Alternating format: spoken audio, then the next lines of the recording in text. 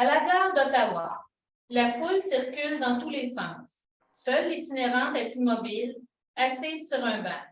Elle scrute intensément la foule à la recherche de quelqu'un qu'elle ne voit pas. Elle a très froid et s'emmitoufle dans son long châle. Moonbeam, où est-ce que t'es? Un personnage, Maurice, se détache. Tout en parlant au téléphone, il tient fermement une mallette contre sa poitrine. Se croyant à l'abri des oreilles indiscrètes, il s'arrête près de l'itinérante sans la voir. Franchement, Carole, mais non. Non, c'est pas ça. Tu t'imagines toujours que... Quoi? Ben non. Non, mais là... Hey, je peux-tu placer un mot, là? Non. Là, écoute, Carole. Faut que je te laisse. Ouais, ben peut-être que tu n'as pas fini de parler, mais moi, là, j'ai fini d'écouter. Bye. Il raccroche, puis en colère. Tu vas voir que je vais m'arranger pour disparaître, moi aussi. Maurice voit enfin l'itinérante qui le regarde. Il semble mal à l'aise.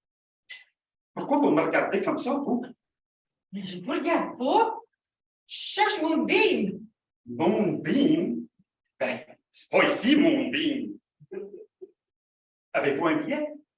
Non, je savais pas qu'il me fallait un billet pour trouver Moonbeam. Ah ben, je vais vous la payer, moi. Il lui donne plusieurs billets de 50 $, puis lui pointe la billetterie. Vous avez juste à dire Moonbeam à la billetterie. Bon voyage. Vous ne me connaissez pas, puis on ne s'est jamais vu, OK? Il quitte rapidement. L'itinérante regarde l'argent dans sa main, puis se dirige vers la billetterie.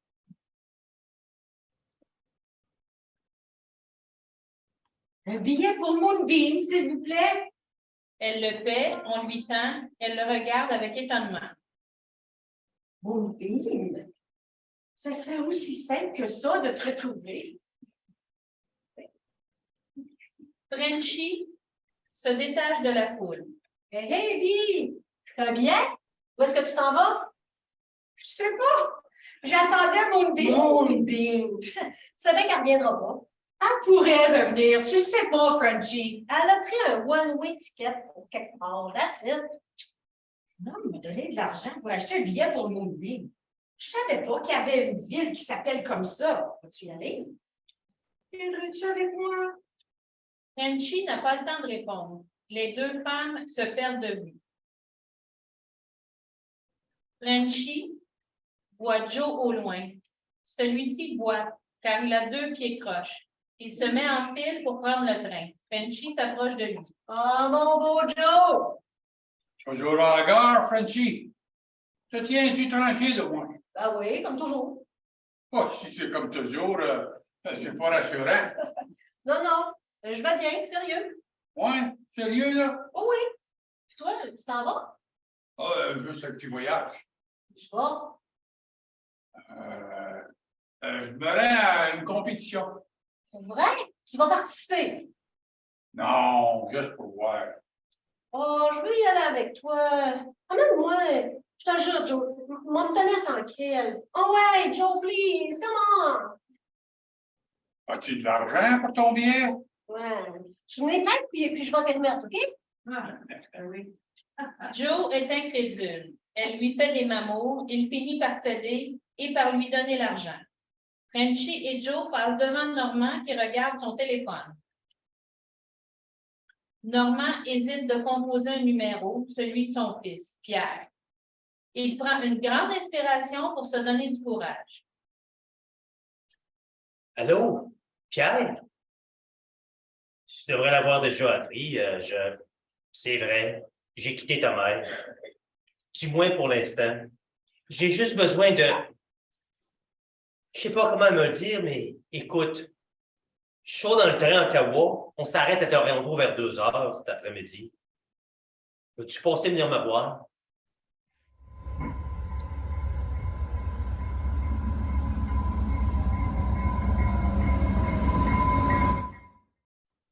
Les personnages prennent place dans 2 wagons du train. Dans le wagon 1, Bran, Maurice, Normand, la fumeuse, et dans le wagon 2, Joe, Frenchy, l'itinérante, Stéphane et Timothée. Dans le wagon 1, Maurice semble nerveux. Normand est perdu dans ses pensées. Bran brasse un jeu de cartes. Non, mais c'est qui le débile qui a pensé installer des sièges à contresens du train? Qui veut voir le paysage défiler à l'envers? Quand on prend le train, c'est pour aller de l'avant. Oh, Poker, anyone?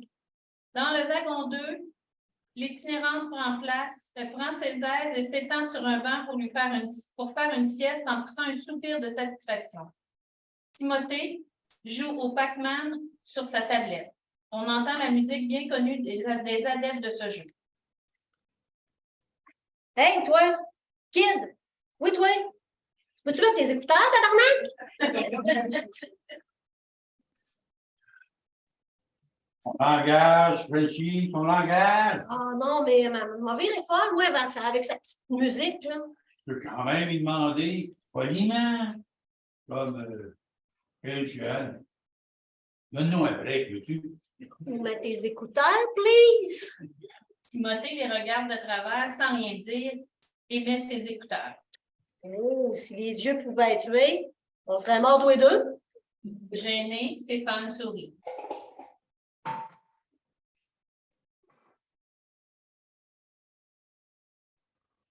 Qu'est-ce que vous avez dans votre mallette? C'est pas de vos affaires. OK, just trying to make conversation. Moi, je ne vous demande pas ce que vous avez dans vos poches. Oh, c'est vrai, excusez-moi. Vous voulez faire un petit poker avec moi? Jouer l'argent? Oh. Non, moi, ça ne m'intéresse pas. Oh, mais on peut juste jouer pour le fun, pour passer le temps. Le voyage est long, vous savez. OK, pour le fun. Sourire aux lèvres, Bran distribue les cartes.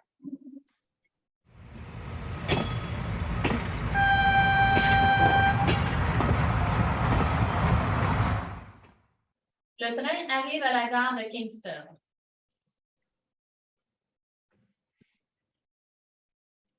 Enfin, je respire. 3 heures sans fumer. C'est long, c'est dur. Ah, je sais. Je devrais arrêter. J'aurais dû arrêter il y a longtemps. Surtout que c'est plus tellement sexy, fumer. Un jour, je vais arrêter. Je vais faire une femme de moi, puis je vais arrêter. Un personnage vient vers elle. Ah, excusez, ça a l'air tellement bon quand vous fumez. Moi, je vais l'arrêter. Je ne veux pas m'acheter un paquet. Est-ce que je peux vous en donner une? Ah, ben oui, bien sûr. Elle lui tend chaleureusement cigarette et briquet. La fumeuse allume et inspire. Oh, ça fait du bien. Oh, ça calme. Ouf. Oui, je comprends donc. Je m'en pouvais plus là, dans le train. La vie va tellement vite. La cigarette nous aide à prendre une pause. Oui, pour respirer. Merci encore, hein? N'importe quand.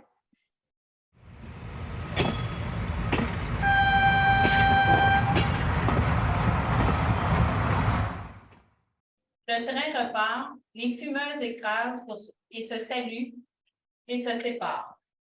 La foule s'écrie. Ah, tu pues la cigarette. De nouveaux personnages prennent place dans le train. Parmi eux, Marie-Louise attire particulièrement l'attention. Elle entre dans le wagon 2 avec un gros sac qui semble très lourd, même si elle n'a pas de mal à le porter. Marie-Louise se dirige vers la place libre à côté de Timothée. Timothée, dérangé, arrête de jouer à Pac-Man et retire ses écouteurs. Excuse, c'est ma place. Ça sert à rien de parler. Il répond pas. Il écoute, par exemple. Je parle aussi, mais juste quand c'est nécessaire. J'aime pas ça parler. Timothée se tasse pour permettre à Marie-Louise de s'asseoir. Il remet ses écouteurs et recommence à jouer à Pac-Man. Marie-Louise dépose son long sac sous le banc et s'assoit à côté de Timothée. Elle sort une Bible de son manteau et se met à lire. Frenchie la regarde et donne un coup de coude à Joe en riant. Check-là avec sa Bible. Et je sais que ça peut bien faire, Frenchie. André s'installe dans le wagon 1 à côté de Normand qui la remarque à peine, la tête ailleurs. Normand, téléphone à la main. Pierre regarde sonner son téléphone sans y répondre. Allô? Pierre? Je sais pas si tu es occupé ou si tu veux pas me répondre. Le train est à Kingston. On devrait être à Toronto dans 2h15. Tu pourrais venir me rencontrer à la gare pour qu'on se parle? En tout cas, j'espère qu'on va se voir. Il raccroche. Pierre regarde sa montre. Normand regarde par la fenêtre. Le train repart.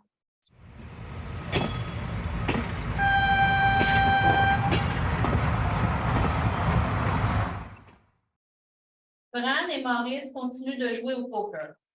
Maurice est joyeux. Il a bu et il gagne beaucoup plus qu'il perd. Thank God qu'on ne joue pas à l'argent. C'est mon jour de chance, faut faire. Je ne gagne pas souvent en carte. Faut dire que je ne joue pas souvent. Well, there you go. Voilà pourquoi vous ne gagnez pas. Ça se peut bien. God, vous me faites penser à mon père quand vous riez. Oh, merci. Je suppose que c'est un compliment. Of course. Mon père était la personne la plus importante de ma vie. Il savait dire tellement de choses en si peu de mots. Oh, he died not too long ago. Oh, ça me fait de la peine d'apprendre ça. Well, all things must pass, comme on dit. Mon père disait toujours que la solitude est un état permanent dans la vie. Maurice se confie sous l'effet de l'alcool. Votre père, il avait raison. Carole et moi, on est pas mal rendus tout seuls, chacun de notre bord. Je ne sais pas exactement quand ça s'est fait, mais, ou comment. Mais on est rendu là. Oh, regardez, vous gagnez encore. Ben oui, ça me donne quasiment le goût de jouer à l'argent. Well, okay, but go easy on me, Maurice. Bran distribue les jetons, bien décidé à profiter de l'ivresse de Maurice.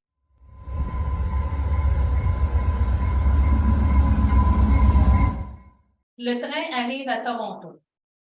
La fumeuse sort pour fumer. Descendu du wagon 1, Normand cherche son fils Pierre dans la foule. Pierre, le fils de Normand, se détache de la foule. Hey, Pierre! Merci d'être venu. Il veut serrer Pierre qui le repousse. Je suis venu juste parce que j'ai parlé à maman, hein? Elle était en larmes. Comment ça, tu as pu partir en lui laissant juste une note sur la table? Ben, je vais te l'expliquer, mais le train va repartir. Ah, j'ai tellement de choses à dire, mais je ne sais pas par où commencer. Toi, tu sais pas par où commencer? C'est bien la première fois. Je m'excuserais si je savais que ça te ferait mieux sentir. Mais le plus drôle, c'est que c'est à mon tour de... Quoi? Tu vas pas me dire que t'es gay? Ouais. Oui. Puis c'est à moi que tu viens annoncer ça. Ben, s'il y a quelqu'un qui peut le comprendre, ben, c'est toi. Si tu peux passer par-dessus le fait de ce que j'ai pas fait pour toi. Tu sais, c'était pas à cause de ma position dans la communauté ou parce que tout le monde me disait que quand j'étais petit, que c'était péché. Je croyais pas, rien de tout ça. C'était plus profond que ça. Je t'enviais tellement de pouvoir être ce que tu voulais, comme tu voulais. Tu pouvais en parler. Même si je sais que ça t'a pris du courage. Bien plus que tu penses. J'ai pas été correct avec toi. J'étais comme en panique. J'avais tellement peur d'ouvrir la porte parce que j'avais peur de commencer à parler, à en parler, à dire que je me sentais exactement comme toi. Là, quand je te vois avec ton chum, vous êtes tellement beau. Ça a tellement l'air simple.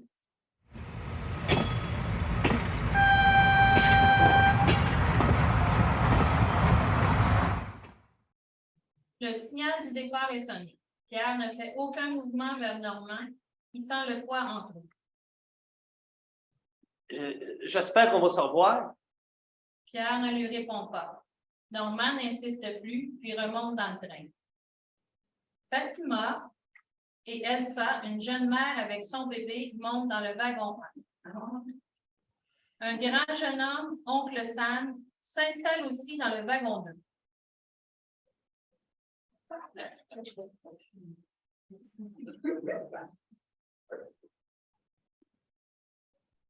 Allô, toi! Tu fais une petite place à oncle Sam? Marie monte à la dernière minute dans le wagon 1. La fille de Marie, Anne, est à Hearst. Elle essaie d'appeler sa mère, mais n'obtient pas de réponse. Quand j'ai les gueules, j'ai eu à penser. Je pense à ma chambre. C'est banal, mais une chambre, ça en dit beaucoup sur la personne. Moi, dans la mienne, tout est blanc. Blanc comme la neige de rue. Blanc amical, comme certains disent. Mais moi, je ne suis pas ça, blanc amical. Surtout pas maintenant que maman est malade et que j'ai pas de nouvelles. Dans ma chambre blanche, j'ai une bibliothèque. L'une, avec des livres que j'ai lus, d'autres que j'ai délaissés. Les livres, c'est mes compagnons. Les filles, quand les autres sont là. Mais là, j'ai plus de livres. Maman a pris toute la place de notre point. Dans le wagon 1, Marie prend place à côté de Fatima qui porte un hijab. Elle se sourit sans rien dire. Après une hésitation, Marie appelle Anne. Maman? Enfin! Bon! Comment ça s'est fait que tu me donnais pas de nouvelles? C'est que ça a été plus long que prévu. Et je pensais pas pouvoir t'appeler. À l'hôpital, tu comprends? Les cellulaires, c'est mieux quand ça reste fermé. Qu'est-ce qu'il dit le médecin? Rien. Il a dit rien. Quoi? Parle plus fort, maman, j'entends rien. Qu'est-ce qu'il a dit? Marie raccroche nerveusement. Fatima lui sourit. Maman? Anne recompose. Le téléphone de Marie sonne encore, mais elle ne répond pas. Fatima l'encourage. De rien, peut-être. Mais après le voyage, ce sera plus facile quand on va se voir de face une à l'autre.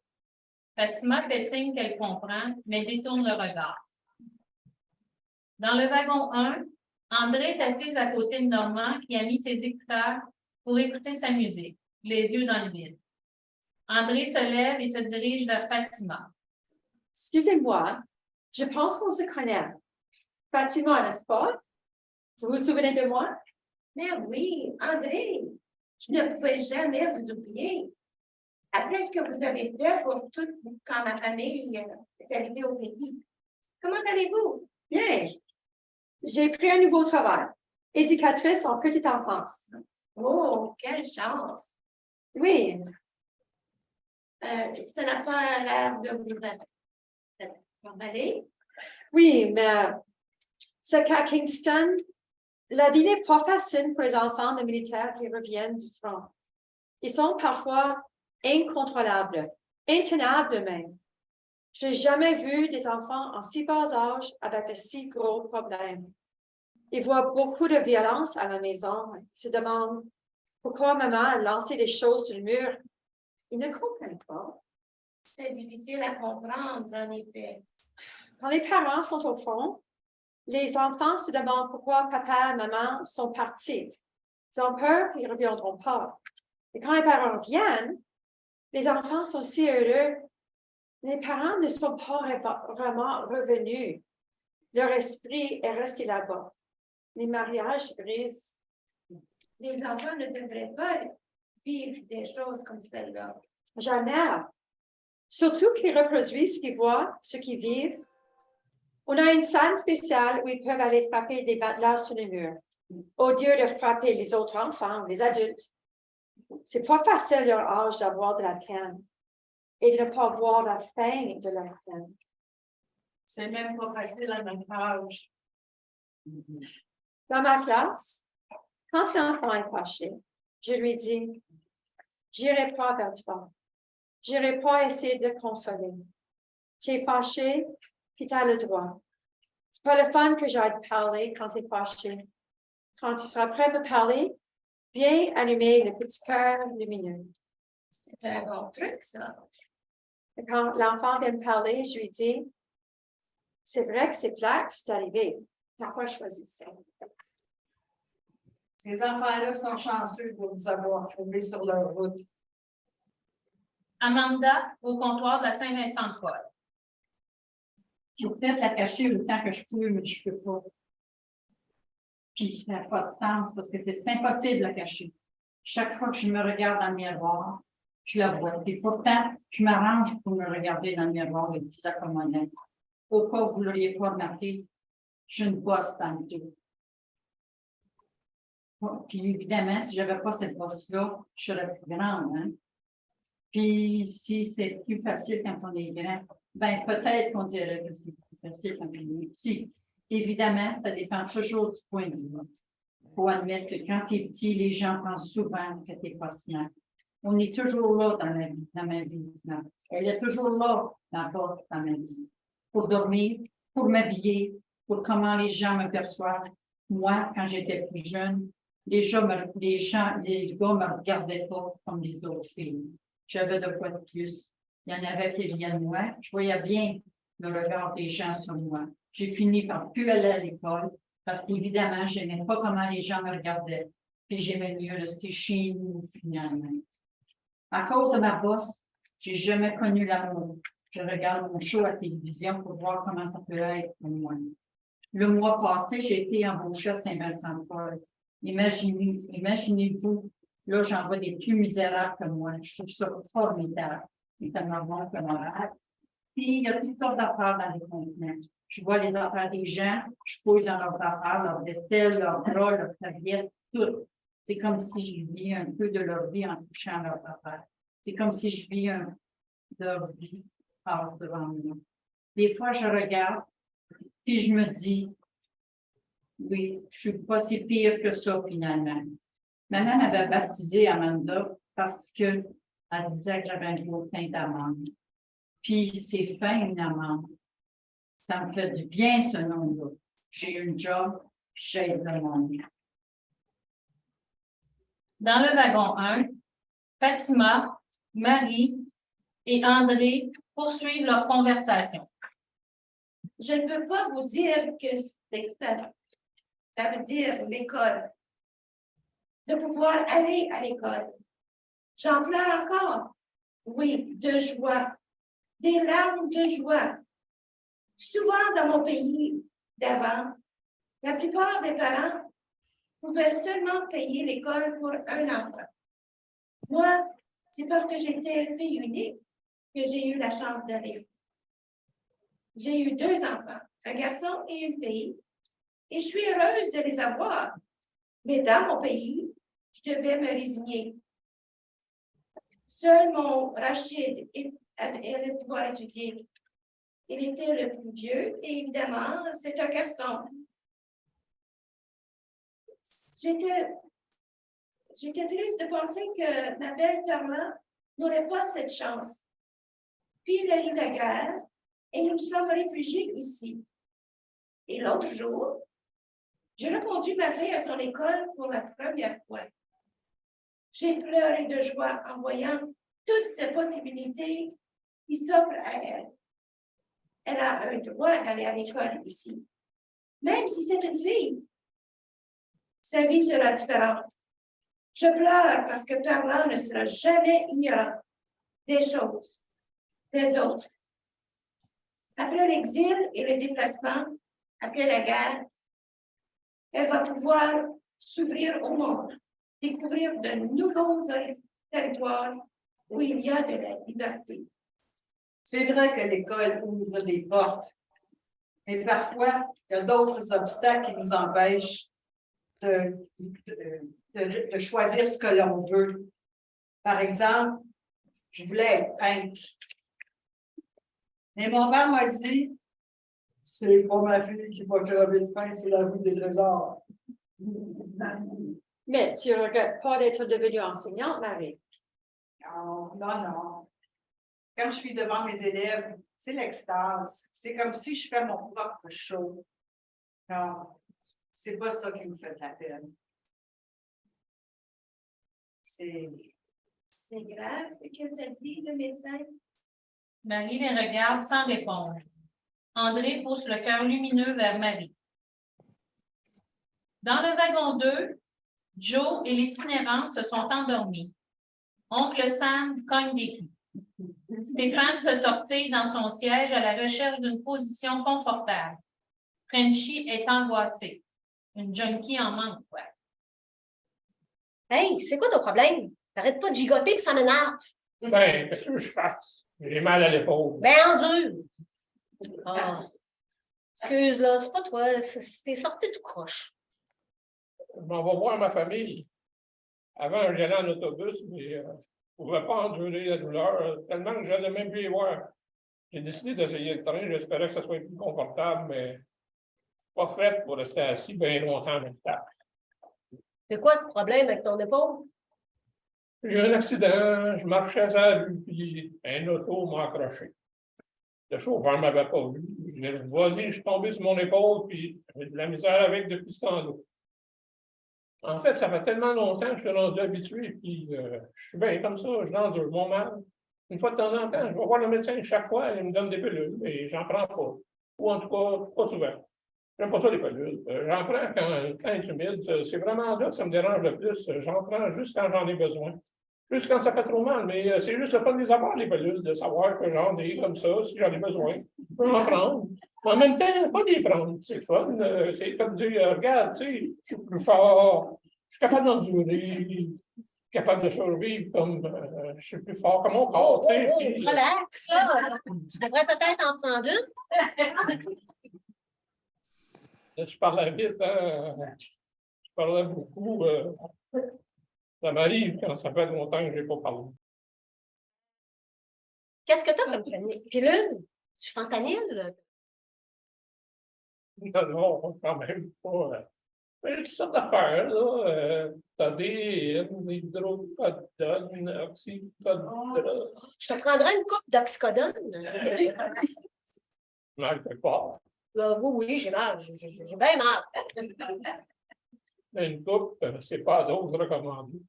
Donne-moi-en deux. Une pour tout de suite, puis une pour plus tard. On n'est pas supposé partager ça, des prescriptions. Regarde, je vais te les payer. Fais juste me donner, OK? Ça me rendrait service. Quand Joe va se réveiller, il va te les payer. Non, c'est ton père. Non. Ben, j'aimerais ça, par exemple. Non, c'est juste un gars que j'ai rencontré quand j'étais dans le trouble. Il vit dans le même quartier. Un jour, il m'a trouvé quand j'étais dans le trouble, puis il m'a aidé. Quelle sorte de trouble? Trop long à expliquer. Toi, t'avais quel âge quand tu t'es fait rentrer dedans dans la vie? Je veux dire, quand je me suis fait rentrer dedans par le char, j'avais 21 ans. À un moment donné, j'ai compris que tout le monde s'habitue à ça, la douleur. La douleur, ça devient normal à un moment donné. Elle est toujours là, comme une vieille chambre. Toi, c'est où que t'as mal? Frenchy avale l'autre pilule. Partout. Moi, c'est pas juste l'épaule. C'est comme si le char m'était passé sur tout le corps. Sur le cœur. J'étais bien partie dans la vie, par exemple. J'étudiais à l'université. Puis quand il m'a calissé là, ben, ça m'a brisé le cœur, puis j'ai tout lâché. Micro à la main, le commentateur s'avance. On ne sait jamais comment ou pourquoi la vie nous place dans tel ou tel endroit. Comment les destins se croisent. Comment des histoires qui, en apparence, n'avaient rien en commun, s'unissent pour n'en former qu'une seule. Même si c'est seulement pour un jour, une heure, une seconde. Dans l'instant d'avant, la fumeuse en manque tapotait son paquet de cigarettes avec impatience. Le téléphone de Marie s'est mis à vibrer, mais elle a choisi de ne pas y répondre. Celui de Normand est demeuré muet. Bran et Maurice jouaient toujours au poker.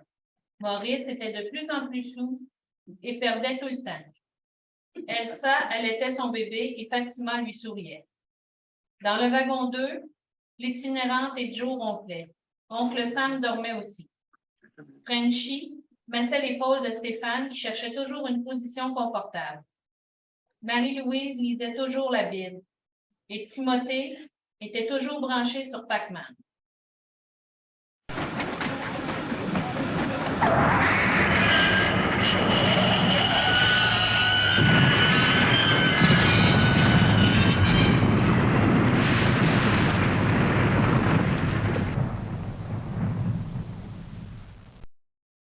train déraille et entre en collision. Les passagers du train tombent de leur siège. Des objets volent dans les airs. Les lumières reviennent. Les personnages ne sont plus dans la même position ou à la même place. Des objets jonchent le sol dans les wagons. Cartes et jetons, cœurs lumineux, bouteilles, sacs et bagages. Dans le wagon 1, Bran a une coupure au front. Maurice cherche et récupère rapidement sa mallette. Marie, André et Fatima sont bien sortis et s'assurent qu'Elsa et son bébé vont bien aussi. Le bébé pleure. Le cellulaire de Marie ne vibre plus. Dans le wagon 2, le gros sac de Marie-Louise se retrouve sur les pieds de Joe qui gémit. Frenchy et Marie-Louise vont au secours de Joe. Stéphane a perdu des bouteilles de pilules. Il les cherche frénétiquement. Frenchy trouve une bouteille de pilules qui a roulé jusqu'à elle et la cache dans sa poche. Timothée a toujours les écouteurs sur la tête, mais a perdu sa tablette. L'itinérante se réveille. Qu'est-ce qui se passe? On est-tu rendu à Moonbeam? La foule commente la nouvelle du train qui a disparu et dont on est sans nouvelles. Le train a eu un accident. Comment un train peut disparaître juste de même? Est-ce que c'est vraiment un accident? Ou un acte terroriste. Il n'y a pas moyen de rien savoir. On nous dit rien. Ben, c'est parce qu'ils savent rien.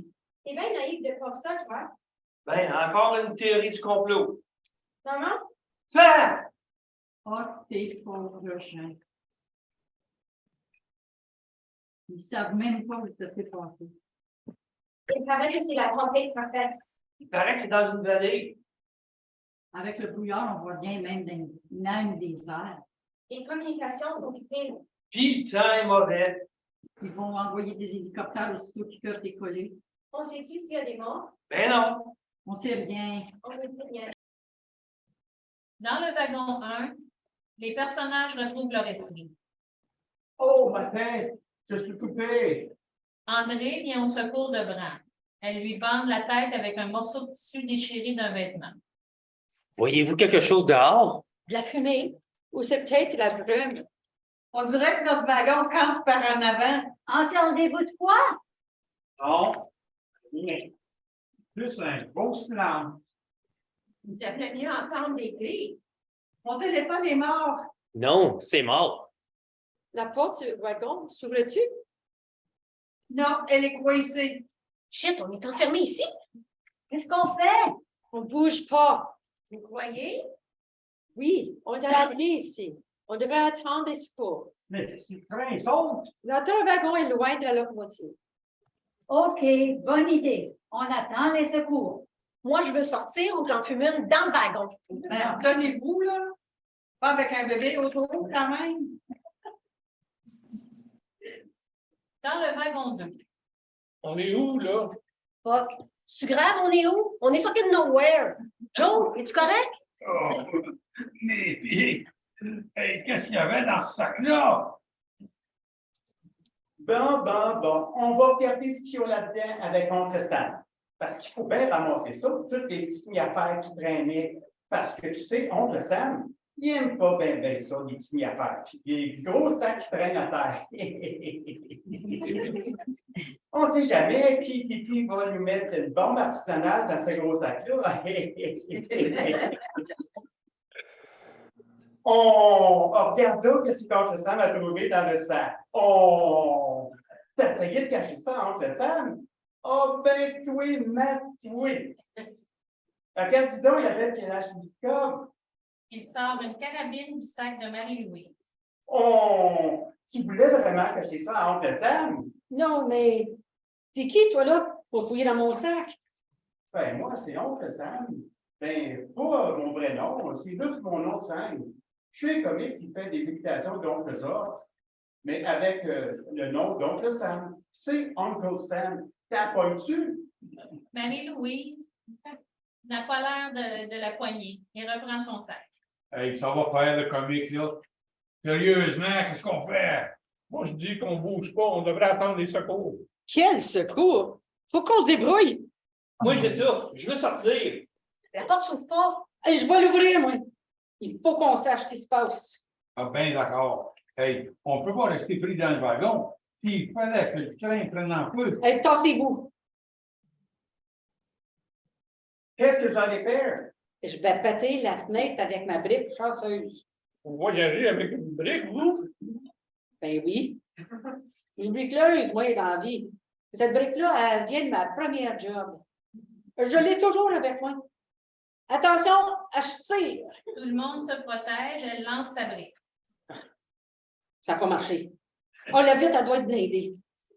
Je vais essayer avec ma carabine. Elle prend sa carabine et tire.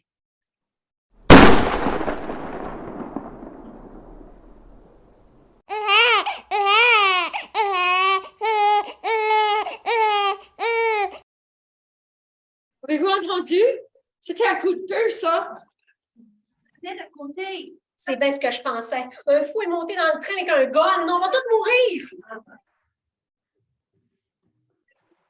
Faisons pas de bruit. Cachons-nous. Et vous? Venez, Yvonne!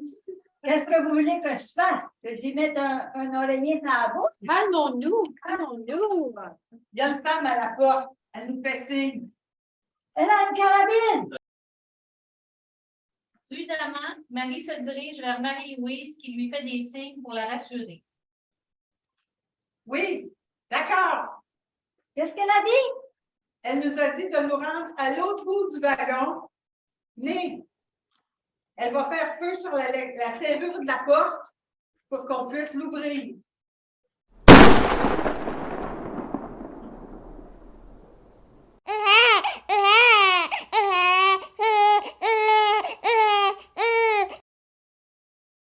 Les passagers des deux wagons se retrouvent dans le wagon 2. Elsa allaite sa petite fille. Tous les passagers semblent sous le choc. Marie-Louise constate la désorganisation du groupe et décide de prendre les choses en main. Excusez. Moi, c'est Marie-Louise. Je suis bricoleuse dans la vie. Je propose d'aller dehors. Là, pour- OK, je suis là. Parce que je me disais là, qu'il faudrait voir là, s'il y a du monde dans les autres wagons. Voir s'ils sont corrects. Et puis, voir si on peut trouver de l'eau, de la bouffe. En tout cas, pensez à ça. Là. Bonne idée, Marie-Louise. Je vous suis. Moi aussi. Marie-Louise, Marie, André, Fatima, Timothée, oncle Sam, Normand et la fumeuse quittent le wagon. Maurice, toujours ivre, les accompagne avec sa précieuse mallette. Il s'éloigne du reste de la battue et trouve un sac à dos de randonneur. Il le fouille. Oh, de l'eau, de la nourriture sèche, une couverture, une tente. C'est un signe. Ben oui, c'est un signe. Les choses peuvent prendre une drôle de tournure des fois, hein? Mais, devrait pas. Disparaître dans la nature, c'est bien trop fou. Mais ouvre-toi les yeux, Maurice. Tu ne peux pas retourner en arrière. Tu es allé trop loin. Maurice met sa mallette dans le sac à dos du randonneur. Il enfile le sac à dos et se sauve en s'éloignant du train. Amanda, au comptoir de la Saint-Vincent-de-Paul. Je suis ça de près, moi, l'histoire du train. C'est vraiment prêt. Le show en télé a été coupé comme nous annonçait l'accident. Bon, on ne sait pas si c'est un accident, mais disons que c'est un catastrophe. Là, la Croix-Rouge a demandé des dons, des vêtements, des couvertures. Ben moi, vous comprenez bien, j'ai tout de suite pensé à Saint-Vincent-de-Paul. Parce que je n'ai pas d'argent pour faire un don, mais je peux fouiller des boîtes et des contenants pour trouver des vêtements chauds et des couvertures.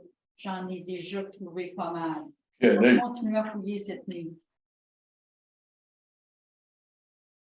Les personnages sont engourdis par le froid.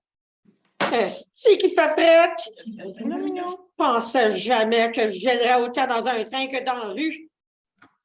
C'est rendu que ce que j'aimerais le plus, ça serait de m'endormir et de ne pas me réveiller, juste pour arrêter de geler. Comment tu fais pour survivre dans la rue? En me collant aux autres le plus souvent possible dans la rue. Il y a beaucoup d'adolescents qui se collent sur leurs chiens pour se réchauffer. Leurs chiens les aident aussi à défendre leur petit bout de territoire, à protéger leurs bottes, leurs sacs à dos. C'est des choses tellement importantes dans la rue pour ne pas geler. C'est qui pas prête. J'en ai un petit chien, moi. Je l'avais trouvé dans la rue. Il était abandonné, il avait faim, je l'ai pris. Il s'est laissé faire. Depuis ce temps-là, on est ensemble. Une fois, mon appartement avait été défoncé. Mon petit chien il avait affronté des voleurs tout seul. Quand je suis revenu chez nous et que j'ai vu que j'avais été volé, je suis tombé à genoux et j'ai pleuré. Mon petit chien est venu me licher les mains jusqu'à temps que j'arrête de pleurer. Et comme s'il me disait, correct, c'est correct. Comment il s'appelle? Il donnait une identité, il donnait un nom. Fait que quand je l'appelle, je dis, viens ici. Fait que ça donne, viens ici, viens ici.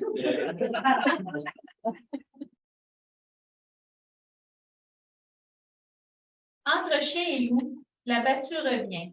Marie s'adresse aux passagers restés dans le train. On n'a pas pu approcher les autres wagons. Le train Mais est c'est là, accidenté, correct, hein, puis on ne voit pas 3 pieds en avant de nous. On a quand même trouvé des bagages un peu partout, des vêtements chauds. Une bouteille d'eau aussi. Tu vas le voir, la petite? Elle chigne un peu. Ah, elle fait ses dents. Je vois les joues rouges. Oui, puis elle a froid aussi, je pense. J'essaie de la réchauffer, mais... Oh, mais j'ai une couverte pour elle. Venez. Elle aide Elsa à couvrir le bébé. Merci. Elle dévisage Marie-Louise. Excusez-moi, je ne veux pas vous insulter, mais je vous trouve différente comme femme, mais même pas comme femme, comme être humain, tout simplement. Ah, ben, moi, je me trouve bien ordinaire. Je suis bricoleuse, moi, dans la vie. J'aime ça, la brique. Je voyage partout pour faire mon métier. Dis en public, en zone, fermez Je vais en votre. Floride, mais c'est pas pour la retraite. Ils disent, Pour être fermez bricoleuse. votre micro. Moi aussi, j'étais une femme de carrière avant la petite. Oh, je ne le regrette pas. Au contraire, il y a une partie de moi qui a toujours rêvé à la famille, la photo de famille parfaite. Depuis qu'on a eu la petite, j'espère que mon chum va me demander en mariage, mais il n'a pas l'air intéressé. C'est elle qui parle. Je suis avocate, vous savez. Depuis que je suis en congé de maternité, mon chum a l'air moins intéressé. Comme si c'était juste mon gros salaire qui l'attirait. Vous savez ce que je veux dire? Peut-être que je m'imagine des affaires. Mais moi, ce que je veux de plus en plus, c'est la même photo de famille que celle de mes grands-parents. C'est un mari, des enfants. Puis on a le temps de se voir, puis on soupe ensemble. En même temps, ça me fait peur parce que je ne me reconnais plus. Cet enfant-là a tout changé. C'est fou, hein? Le problème, c'est que ça faisait pas longtemps qu'on se connaissait, son père et moi, quand je suis tombée enceinte. Lui, il sortait d'une relation, puis c'est tout quoi? Je pense qu'il est encore en amour avec elle. Ouais, ben, ça me semble un peu compliqué, ton affaire. C'est tout. Je vais lui faire, moi, la grande demande. De cette manière-là, je le saurai ce qu'il pense.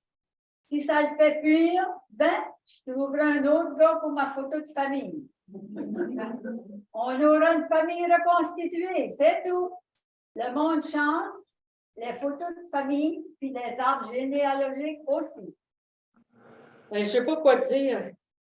Moi, à part la brique, ben, j'aime Jésus. Jésus, ça a été un choc violent. Et je suis née dans la ouate avec des parents athées. J'ai eu tout ce que je voulais dans la vie. Mais un matin, tu te réveilles et tu te dis, qu'est-ce que j'aime, moi? Qu'est-ce que je fais? Qu'est-ce que je veux? Où c'est que je vais? Puis un matin, ben, j'ai vu une lumière. C'était Jésus. Et depuis ce temps-là, je vais dans les églises. Quand je vais en Floride, là, je vais voir des preachers, puis j'aime ça. Ça me stimule. Moi, j'ai pas de sexe. J'aime pas les hommes, j'aime pas les femmes. J'aime juste Jésus. Puis quand j'ai de la misère, ben je lui parle, puis il m'écoute. Oh, puis je chasse aussi, hein. Puis je pêche juste avec mes mains. Je regarde le poisson, puis il comprend pourquoi je veux l'attraper, puis il se laisse faire. Alléluia. Alors, je le sais. Je le sais, quand je chasse, puis quand je pêche, j'enlève une vie. Mais je la redonne à quelqu'un d'autre. Alléluia. Moi, quand je vais à la chasse, puis quand je prends un orignal, ben je l'amène à des gens qui n'ont rien à manger. Des soupes populaires. Chez les pauvres, puis ils aiment ça. Puis ils me disent merci. Puis ça me fait de quoi ici? Puis c'est ça. Amen.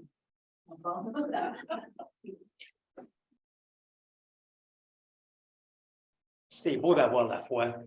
Ah, je l'ai eu, mais là, je ne sais plus. Je suis directeur d'une école catholique, puis je vais bientôt prendre ma retraite. Je suis allé à une rencontre après carrière avec ma femme, puis on m'a demandé de parler d'un de mes rêves. Mais je ne pouvais pas en parler à voix haute. Mon rêve, c'est... Je me vois dans une maison ou un appartement avec mes trucs à moi, puis un chum, un homme avec qui je suis bien, qui vient s'asseoir à côté de moi. On passe au divan, puis il me tient la main. On est bien, juste bien. Je voudrais pas que ça reste juste un rêve parce que je me suis menti toute ma vie. Quand je me suis marié juste avant, j'ai dit à ma fiancée que j'avais une attirance pour les hommes. À l'époque, hey, ça se pouvait pas être gay. Dans ma famille catholique, ça n'aurait jamais passé. Fait que je me suis marié. Alors, j'ai été un bon papa. J'ai eu 5 enfants, puis je suis fier d'eux autres.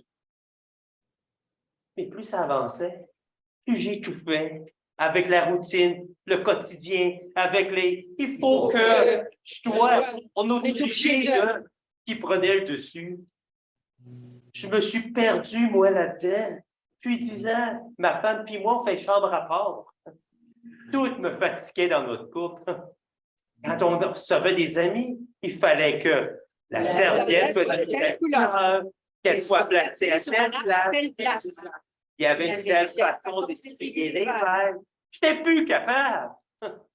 Oh, puis je ne te parle pas du temps des fêtes. Il faut faire les dossiers. Il faut aller manger chez l'hôtel. Faut savoir le nombre de vacances. C'était tellement artificiel des fois. Je ne suis pas déprimé. Je suis juste engourdi. Sur le pilote automatique, les affaires arrivent, on le fait. On ne se pose pas de questions. Une autre affaire arrive, on le fait. Et la vie continue. À la retraite, je ne peux pas m'imaginer tout seul à la maison. Ça va être un grand vide, un grand désert. Il va falloir que je le remplisse. Je ne sais pas si je vais être capable d'avoir un homme dans ma vie, mais je veux être qui je suis. Pierre se lève. Je disais à mon chum que je partais pour Hearst en avion. S'il y a des survivants, c'est là qu'ils vont les amener. Mon chum n'était pas trop chaud à l'idée, mais je ne lui ai pas demandé de venir. Il m'a rappelé que mon père n'avait pas été là pour moi à mon coming out. Mais c'est encore mon père. Là, ben, il a besoin de moi tout de suite. Les passagers se collent pour trouver chaleur humaine. L'itinérante se retrouve près de Normand. Je vous souhaite ce que j'ai trouvé récemment. J'ai rencontré une femme. Elle se fait appeler Moonbeam. Puis elle est tellement belle, pleine de tendresse. Elle me chante toujours des chansons, juste pour moi. Ça me fait chaud au cœur. Quand je l'ai rencontrée, j'étais fatiguée de toute la vie, d'avoir fret, d'être toujours seule, puis sur mes gardes.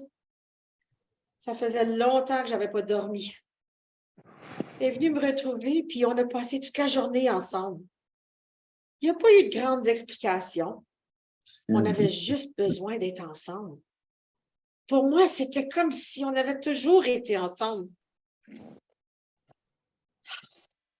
Moonbeam. La dernière fois que je t'ai vue, c'était à la gare. Je sais que tu n'es pas parti pour de bon. Si tu étais parti pour de bon, tu me l'aurais dit. C'est prête. Moonbeam, tu me manques tellement. Comme une drogue humaine. Le pire, c'est que tu es probablement déjà revenu à la gare d'Ottawa pendant que moi, je suis dans le train de la malchance que j'ai pris pour essayer de te retrouver. Adieu, ma belle Moonbeam. Transi, elle s'enroule dans son char. Normand lui frotte les bras pour la réchauffer. Frenchy est collé contre Stéphane. Ma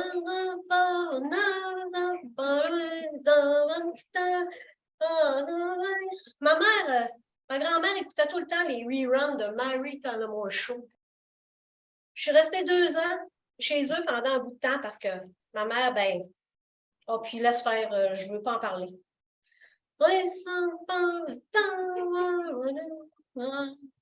Moi, j'aimais bien la chanson thème. Tu sais, j'aurais aimé ça être chanteuse. Encore mieux, j'aurais aimé ça être Mary. Quand ma grand-mère écoutait ce show-là, je me disais que ça pouvait être moi. Mary, tu sais, libre, forte, fière, presque parfaite, les yeux tournés vers l'avenir. Hein? C'est un crise d'idéal à tenir, hein? Être Mary, pitcher son chapeau dans les airs parce que tu as tellement confiance en toi puis dans l'avenir. Tu sais, moi, je me dis, ça se peut pas être comme Mary tout le temps. Même Mary, elle pouvait pas être comme Mary tout le temps. C'est trop dur avec toi-même. Tu es tellement plus belle que tu penses. Vraiment? Je me trouve belle. Ben oui. Tu pourrais changer le monde avec ton sourire. Comme Mary. T'es naïf, Steph. Je comprends pas pourquoi tu veux pas te faire aimer. Tu veux m'aimer? Ouais. Tu sais pas quoi répondre, hein? Ça fait trop mal aimer. Puis t'aurais peur d'être avec moi. Ouais, probablement. Parce que tu penses que je suis une junkie? Et tu es une junkie? Fuck oui. Puis tu le sais. Je les ai retrouvées, tes pelules. Puis j'en ai pris pas mal. Tiens. Ben, pour dire vrai, je suis prêt à t'aimer, mais je ne voudrais pas être ton pocheur. Parce que le jour où j'aurai plus de pilules, tu vas me planter là, je le sais. Je ne suis pas une beauté, je ne fais rien d'extraordinaire. Mais j'ai un chien qui m'aime vraiment, lui. Ah ouais? Tu penses qu'il t'aime? Parce que t'es son pusher de bouffe à chien. Non, viens ici, quand je rentre à la maison, je peux oublier de le nourrir pendant une couple d'heures. Puis il est juste content de me voir. C'est de l'amour, ça, du vrai amour. Plusieurs passagers sont endormis. La nuit tombe. J'ai peur dans le noir. Qui parle? Kid Pac-Man. Je vois des étoiles par les fenêtres du train. Je veux sortir pour aller les voir. Hey, tu vas geler. Je m'en fous, j'ai un gros manteau. Je peux pas rester à l'intérieur du train pour quand il fait noir. Bien, d'abord, je vais sortir avec toi. Je veux pas que tu t'encages. J'ai une lampe de poche. Il est temps, le kid. Ils sortent en faisant le moins de bruit possible. Dehors, Timothée voit une échelle qui permet de grimper jusque sur le toit du wagon. Lève-moi, Marie-Louise. Je vais monter vers les étoiles. C'est trop dangereux. Ben, je vais monter, même si tu m'aides pas. Marie-Louise se résigne à éclairer l'échelle pour que Timothée monte en sécurité jusque sur le toit du wagon.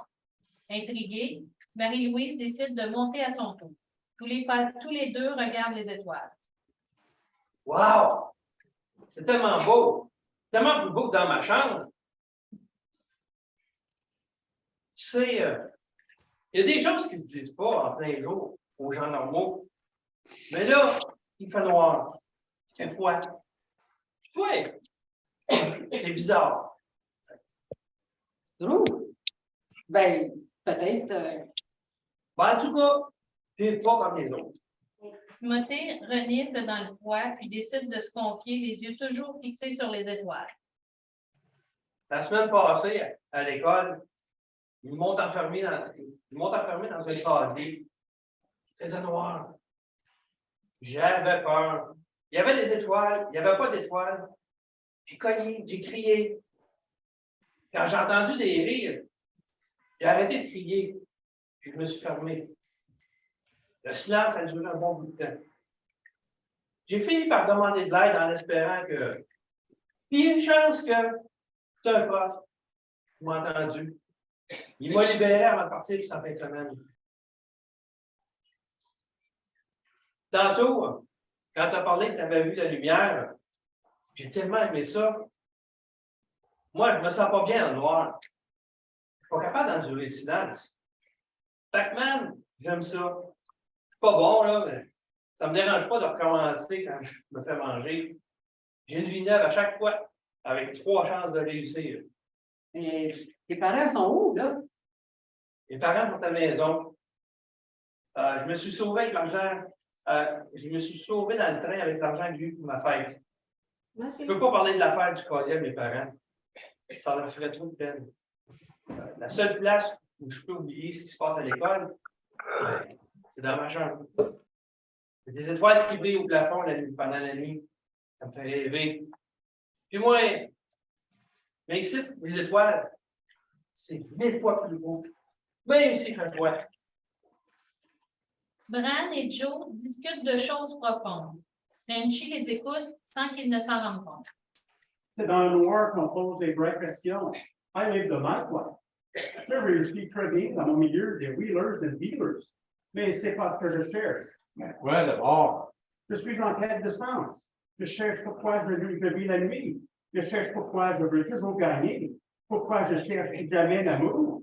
Je cherche pourquoi je cherche. Je ne trouve jamais. Ouais. Vous pensez pas que vous pensez trop? Well, yes, I know. Je me couche aux petites heures du matin et quand je vais me coucher, je vois des gens qui vont travailler et qui ont toujours l'air si pressés. Je ne les comprends pas. Je ne comprends pas comment ils peuvent être, comment ils peuvent vivre comme ils sont. Ouais, ben, le monde là, qui vont travailler, là, c'est du monde comme moi. Moi, je travaille au musée. Tout le monde me connaît comme Joe, le gars du musée. Je suis concierge. Hey, je fais tout. J'ai le gros truc sur le play. Quand le monde a besoin de quelque chose, là, il passe par moi, le gars du musée. Et c'est moi ça. Rien de plus, rien de moins. Puis, j'ai une fille, puis une femme, puis je les aime. Je suis chanceux, je suis heureux. Hey, je ne me pose pas de grandes questions. Oh, j'aimerais que tout soit aussi simple pour moi. Mais pour continuer à vivre dans mon monde superstitieux, j'ai besoin d'être vivre. Je pense à des questions universelles. Par exemple, je me demande, c'est quoi être honnête ou malhonnête? You know, c'est très facile de voler les gens en étant tout à fait honnête. In fact, je pense que tout le monde vole toujours sans vouloir le savoir. En se disant que c'est pas illégal. Je ne mange pas souvent des affaires de même. Mais il y a du vrai dans ça. Bran hésite à poser la question qui lui brûle les lèvres. So, c'est quoi l'histoire avec Gauthier? Quoi? As-tu un problème avec mes pieds? Il y a des questions qui ne se posent même pas, me semble. Tu sais, il y a des questions qui font mal.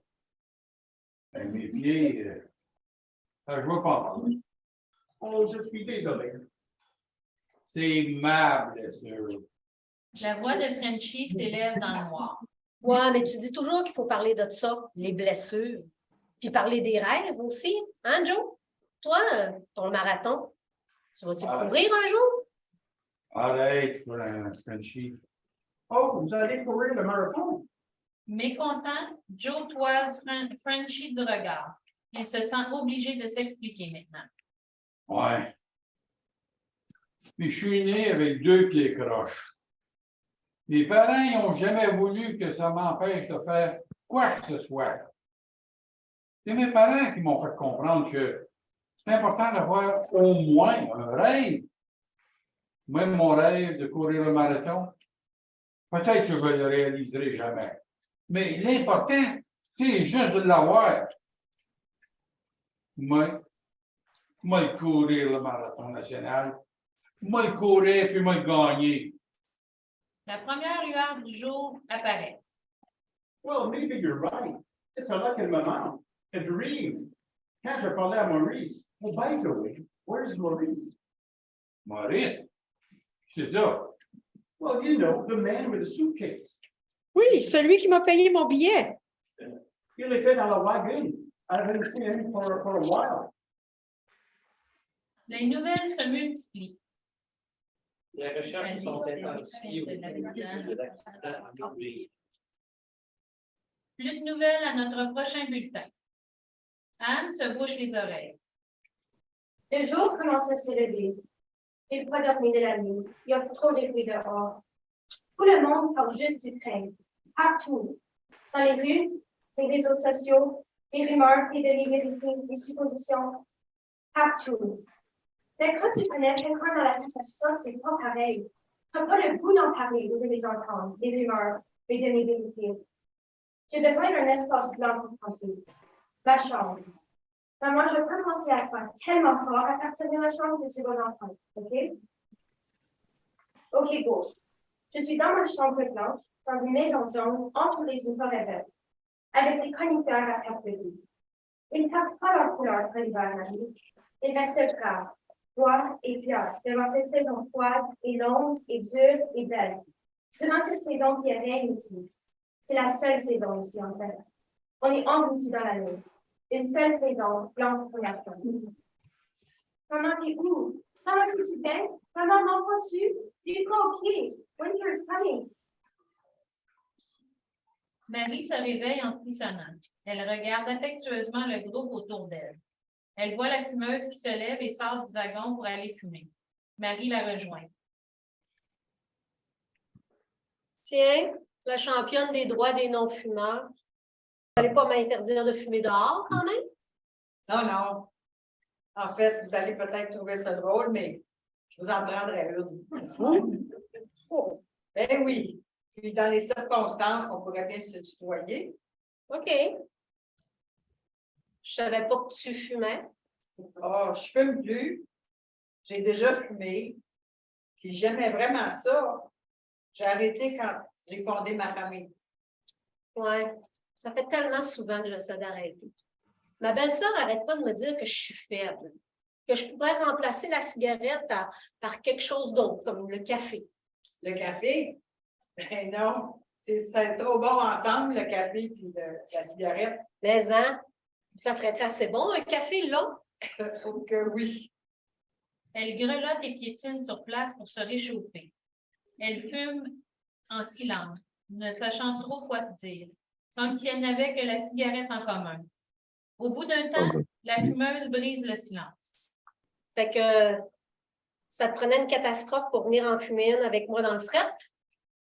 Oh, ça a tellement plus d'importance que je fume ou non. Ah, ça fait qu'à l'hôpital, je voulais pas être indiscrète. C'est juste que dans le train, on entend des bouts de conversation en faisant semblant d'être sourd. Mais j'ai quand même compris que... Ouais.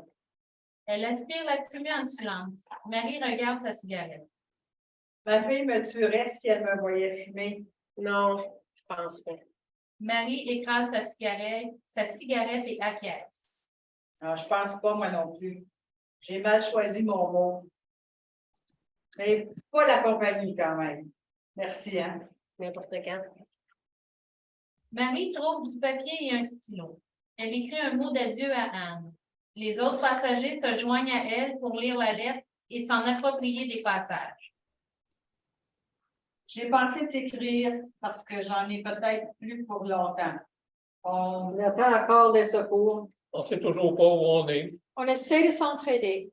Nous sommes Engourdis par le froid. Abandonnés par nos technologies. Disparu des radars du monde.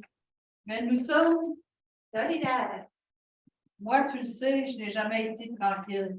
Mais je vois des gens tranquilles. Je nous vois ensemble dans le gazebo, là, dans notre cour en arrière. Dans la chaleur des longues soirées d'été. Il fait si chaud. On est si bien en famille.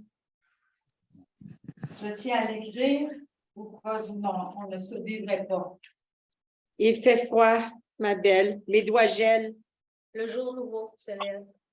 Mais pas encore la brume. Hey! Un hélicoptère!